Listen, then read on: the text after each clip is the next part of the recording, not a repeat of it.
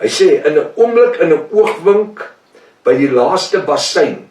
Nou gaan jy sien dat hier's 'n bassein, 'n enkelvoud bassein, dis nie 7 basseine nie, en in Openbaring 19 vers 11 tot 21, is daar 'n groot bassein wat geblaas word. Hoekom? Dis waar die 1/3 van Israel gered gaan word. Die Engelse Bybel sê, the remnant of Israel. Dit was my doktorale verhandeling vir my doktorale graad, klompie jare gelede. Hy sê, ek wil net weer lees, en kyk, ek apostel Paulus deel julle, naamlik die bruid, wie bruid is, 'n verborgenheid mee. Ons, naamlik die bruid van Jahshua, sal wel nie almal ontslaap nie, ons sal nie sterf nie, maar ons sal wel almal verander word. Dis sekerlik duidelik. Hy sê hy, vers 52, in 'n oogwink, in 'n oomblik, by die laaste bassein, enkelvoud vir die bruid. Hy roep hulle. Nie 7 basseine nie, want die bassein enkelvoud sal weer klink, luister mooi, net vir die bruid van Jahshua, of vir die oues wat glo Jesus Christus, tydens sy wederkoms of parousia vir sy bruid, aan die einde van Openbaring 3:22. Nou weer 'n keer, hoekom Openbaring 3:22? Dis die einde van die genade tydperk.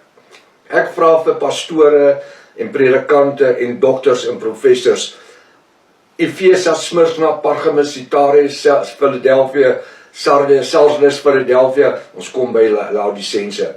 Elke kerk word vervang met 'n volgende kerk. Efese met Smyrna, Smyrna met Pergamus.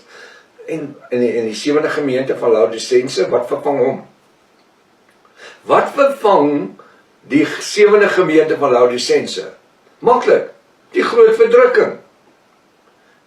Nadat die genade tydperk tot sy einde gekom het, gaan die groot verdrukking aanbreek. Hoekom?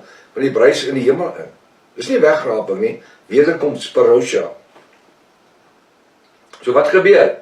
'n Bassein, wat net vir die bruid van Jahshua, tydens sy wederkoms of parousia vir sy bruid, aan die einde van Openbaring 23, en die geredde Jode sal onverganklik, as daar van die geredde Jode is wat bruid is, sal onverganklik opgewerk word. Dit verwys na 'n geestelike, verheerlikte liggaam, wat opgewek sal word. Wat word opgewek? Nie my vlees nie, my gees. Daar moet 'n verheerlikte liggaam wees. Want 'n siel en 'n gees kan nie funksioneer sonder 'n verheerlikte liggaam nie.